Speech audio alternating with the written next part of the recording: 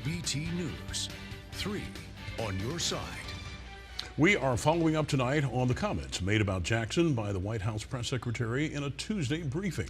She was attempting to draw a contrast between Republican-led states with local Democratic control. 3 on your side's Courtney Ann Jackson has some of those responses tonight.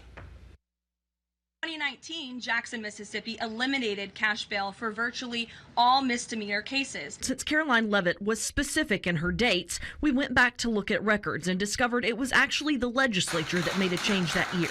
The White House press secretary tried to do yesterday was to rewrite history and weaponize fear and cheap political points.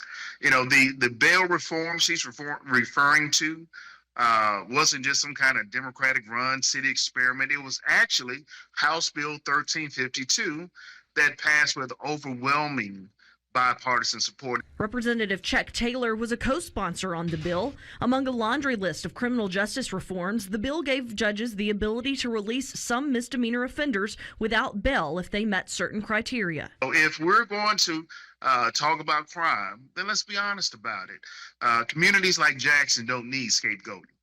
They need investments. Representative Chris Bell is also frustrated with Leavitt's singling out of the city. The interesting part that she had all the dates and was misinformed wherever she got this information from. But it's obvious that cities of color are targets for the White House, and that is unfortunate. But we stand as citizens, stand against the lies and the dishonest information that's being spread about the city of Jackson and the state of Mississippi as a whole.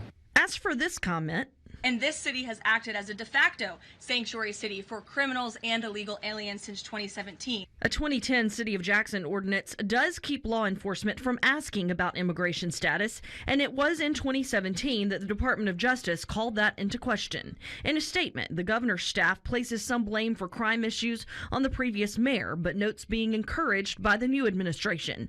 Meanwhile, Mayor John Horn is hoping the president will assist in the city's revitalization with federal resources. Courtney Ann Jackson, 3 on your side.